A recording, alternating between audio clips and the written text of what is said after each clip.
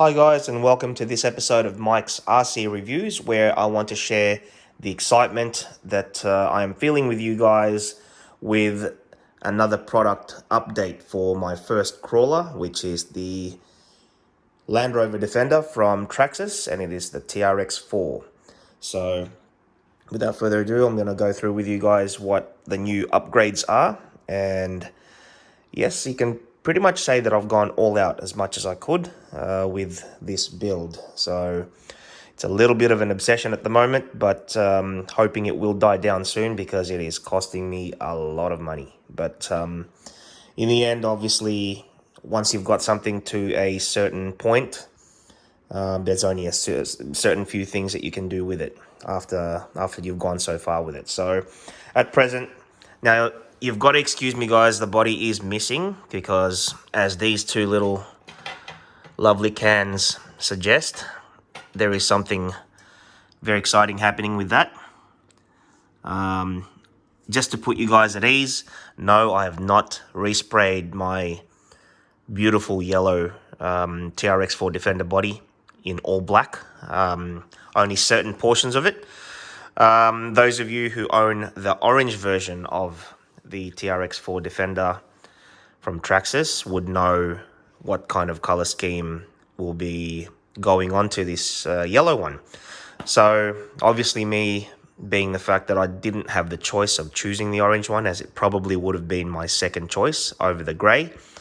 I didn't have that option because, as you guys are well aware, it is mid-COVID-19 season at the moment. We're in July 2020, and there is absolutely almost no stock of TRX4s, axials, or any crawler products, any remote control vehicle of any sort, almost anywhere. There are a few floating around, but you've got to really hunt them down. I have called pretty much every single hobby shop that I could find in the yellow pages, and this is before I got the TRX4, and nobody had anything. So it was a laughing matter. In fact, you'd call the hobby shop up and then you'd tell them what you're after, and there's a slight pause, and after that a little bit of laughter. But I was lucky enough, if you guys have watched the first video, I was lucky enough to find this one. And well, you know, I don't want to say I believe in luck, but I was fortunate enough to find it, and I paid dearly for it. But at the end of the day, if you want something, I guess you're going to make a way to obtain it. So just to recap to you guys what's gone on this already. As you guys know from the previous videos, it's got the headlight system, taillight system, and the light bar from Traxxas.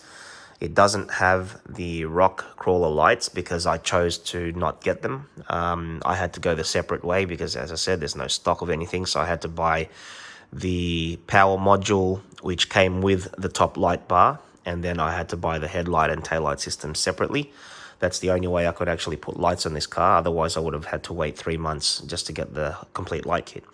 All up going that way saved me around about 30 Australian dollars, which, if I had have got the rock lights, I would have used them for something else. In fact, I probably would have used them for side lighting. But look, it's neither here nor there, I guess. I didn't get them, and I don't want them anyway. I wouldn't have used them for what they were intended for. So at the end of the day, I'm not missing out on anything. So as you guys know, it's got the light kit already. From the previous videos, if you've been following me, I put the Yar Racing bull bar on, or steel bar. I also put the Yar Racing winch, which, if you've also been following, you would know was not compatible with the Yar Racing bull bar. So they're both the same brand for the winch and the bull bar, but they're not compatible, which is fairly, well, if you ask me, fairly dumb. It should be compatible with at least the same brand of something, but it's not. So that's the only negative I can really say about Yar Racing, apart from the fact that these two are not compatible. Everything else seems to fit just fine, and everything else is nice. The other thing that's pretty shabby is the switch that Yar Racing supply for the winch, which is this. I mean, that's already broken. As you can see, 2 wires hanging out there, so I'm going to have to solder them back on. But the winch, I guess, is not intended to have a permanent manual switch. I mean, these things are intended to have a remote switch. So I guess in the near future, I will have to invest in buying one of them. Because having this set up, my front right tire rubs on it when I had it mounted there at one point. So it used to be mounted there. So I took it off, and at the moment it's just free hanging on the bull bar. So until I get the remote switch for it, it's going to have to stay like that. I don't use the winch too much anyway. The other thing is, I guess if you can see it like this, now you can see how I've wired everything up. I like to see everything clean, like my planes. So that's as clean as I could get it. Now, I did have some of this cord wrap from a previous build. I wanted to complete the whole cord, but I only had enough to actually do this part, which is where it joins. So I'm going to have to buy more to actually join the whole thing. But apart from that, that's the Hobbywing Axe 550 60 amp ESC, the Hobbywing Axe 550 Z-Run motor, and the soon-to-be retired traxxas diff lock servos, and the transmission, two-speed transmission servo. This car is about to have a major, I guess, wiring thing done to it, because I'm changing those servos out today.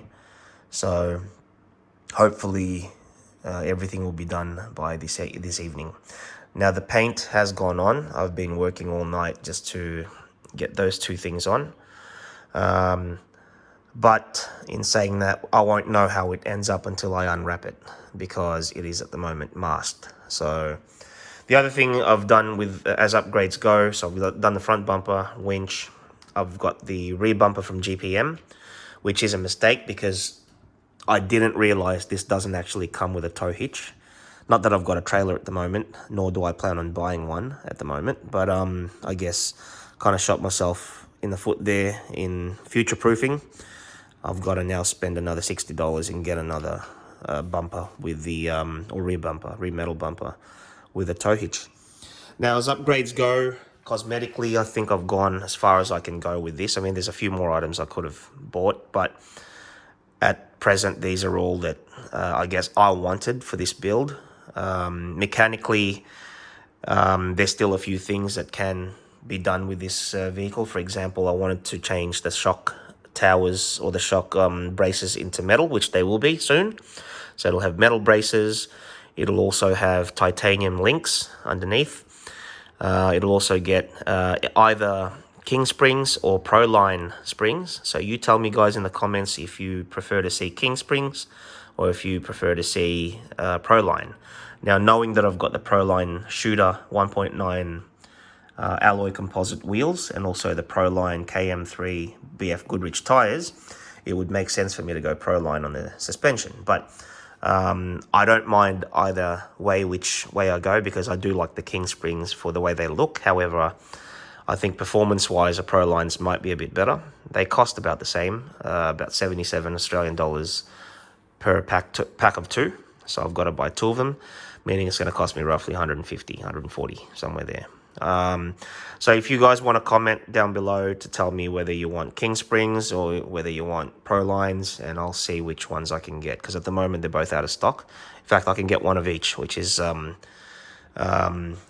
fairly ironic. I can change the suspension today if I wanted to, but the front will be Proline and the rear will be King. So, which is not obviously not something I'm prepared to do. I want either one or the other. So you guys tell me which way you think is a better way to go, and I will hopefully be able to follow that advice one of these days. The other thing I wanted to change on this are the axles. So the axles will be metal at some point. The portals will be metal at some point as well. So the next upgrade will be undercarriage. That's going to cost a roughly, look, give or take a few dollars, probably around about $500 to $700, depending on how far I want to go with the metal upgrades. I will have to put new two-stage foams on this if I'm going to upgrade everything, because at the moment, even as it is without these upgrades on it, the tires are already starting to sag a little bit. And that's just with a standard foam that Proline provide with Proline tires. So the next upgrade will also have to include Proline dual stage foam. just to support a bit more weight, or a lot more weight. Because these, in respect to the weight addition, is going to be, some of this is going to be unsprung weight, but a lot of it's going to be sprung weight, which means it's going to put weight on the shocks and also the tires. So it just, yeah, I guess only time will tell once I fit everything as to how heavy these will be. These weigh around about 700 grams at the moment, 700 to 800 grams, so almost 1 kilo just for these upgrades. The truck alone weighs around about, I think, close to 1.8 to 1.9 kilos already, so it'll be over 2 kilos, well over 2 kilos once I'm done. Then adding the metal upgrades for the undercarriage will add another probably 500 to 600 grams again. So it'll be a 3 kilo vehicle once it's all done and dusted. So at the end of the day, it will definitely need new foam, just to keep the weight balanced, and also just so the tires can handle the weight of the upgrades. But as far as upgrades go, a lot of this is YR or YR racing. So before the video goes too long, I'm gonna tell you guys what I got. So these are the best replacement guys for the the 2-speed transmission, and also the diff locks. So I have had a few issues with the diff locks, not the diff locks, sorry, the two-speed transmission of late. It's been failing on me. So I've activated it a few times and then it doesn't want to activate. So, but then sometimes it activates. So I've decided to change all of them, because if you rip one apart, you might as well do all of them at the same time. Yeah, it saves you from wearing out the screws and also the holes that retain the screws. You might as well do everything at once, which I'm going to do. So it's going to be a big teardown of this vehicle. It hasn't seen much action. I mean, it's seen a lot of indoor action since my last video. I actually play with it a lot inside the house. I've put up a couple of foam items that basically mimic what four-wheel drives do. So I have used it inside the house, but for the life of me, I don't have it in me to actually get it dirty at the moment, because it's very expensive. But at the end of the day, it will get dirty one day. So these guys, if you are interested, the Power HD TR4 are waterproof. They're also high voltage. So you can actually run these on the back. If I can focus in, you can run these at 7.4 volts.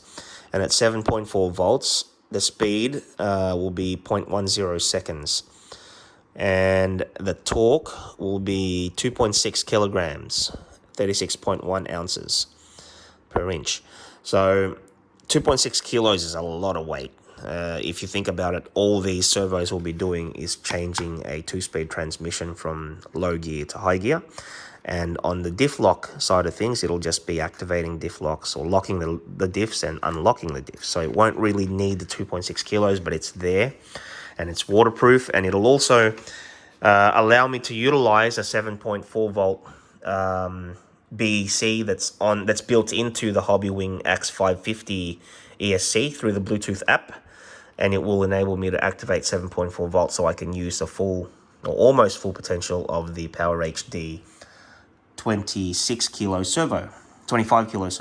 So at 7.4, I can go up to 24 kilograms. Right now it's at 6 volts, so I'm only using 23 kilograms and slower speed.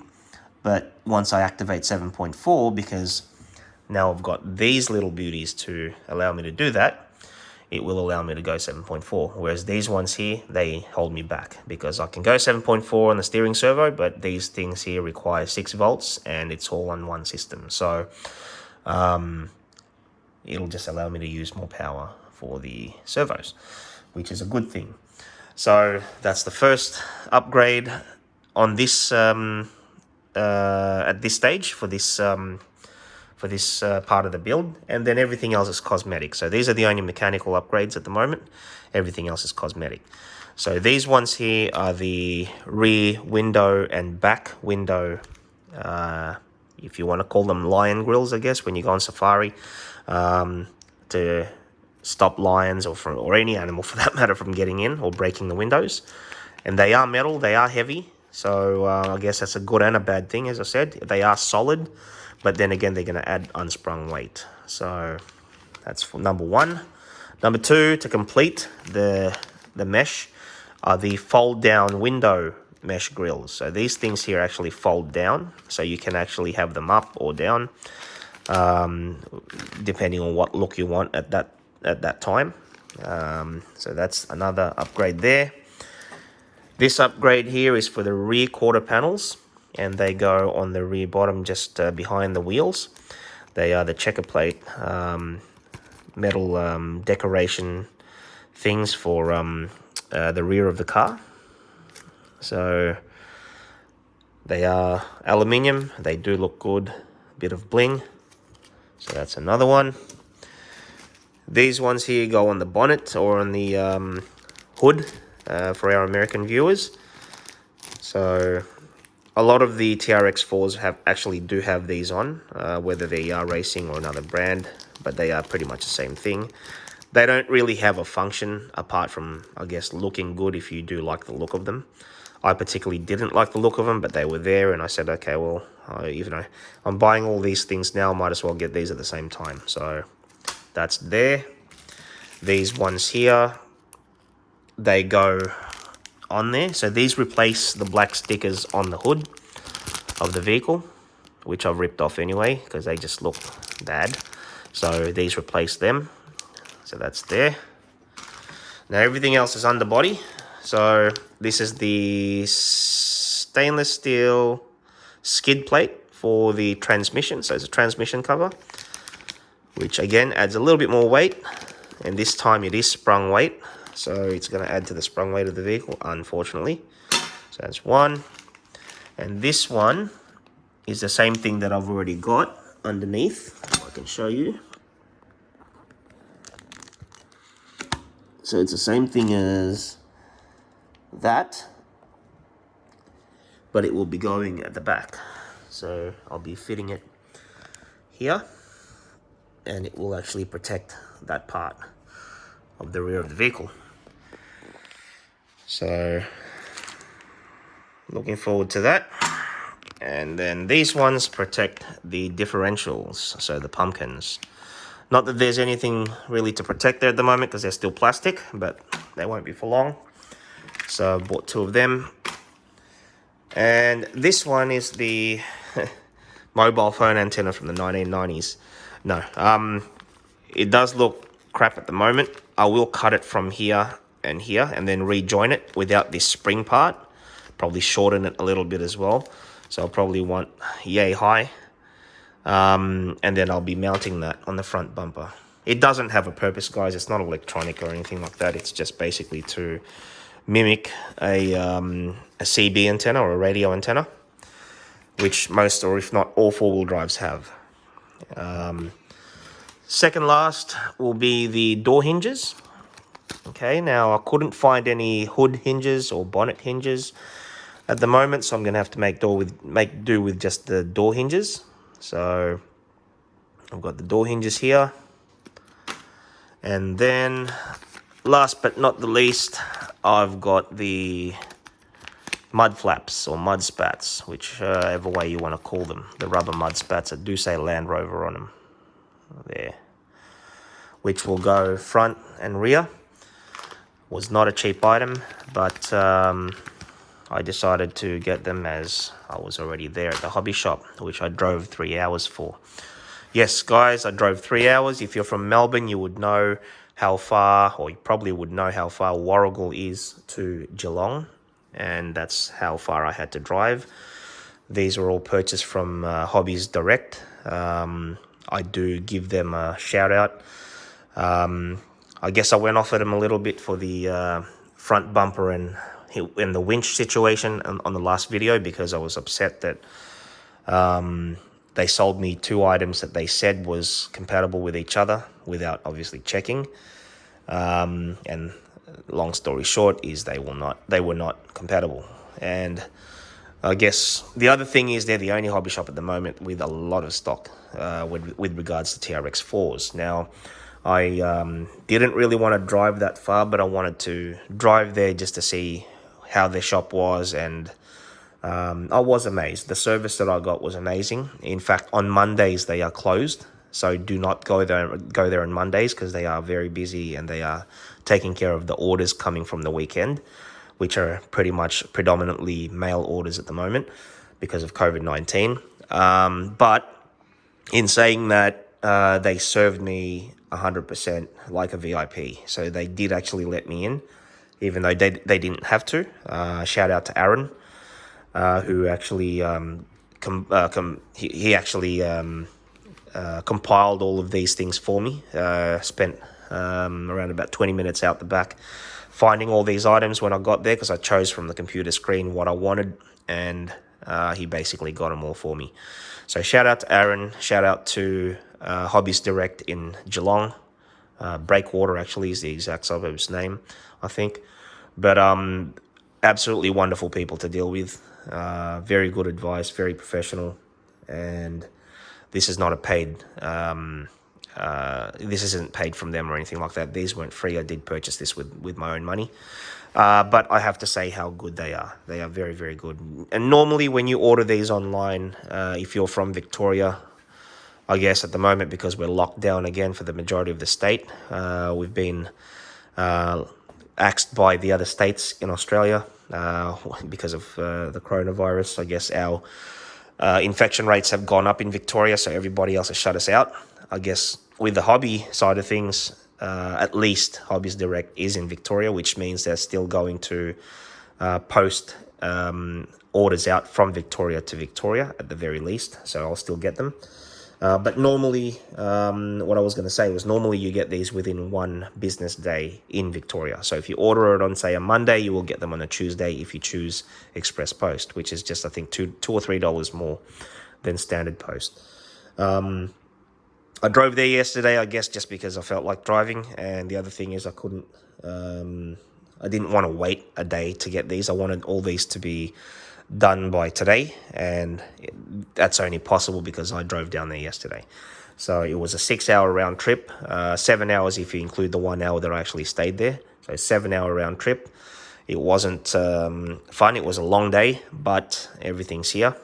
One thing I did forget to get is 2 of these hinges, because now I'm just realizing, stupid, that I would have needed 2 sets of these, because 4 hinges only cover 2 doors, because there's 2 hinges per door. So I'm going to have to order one of these just to complete the hinge part of things. But I guess if I order them now, they're only $14. So if I order them now, they'll be here by tomorrow.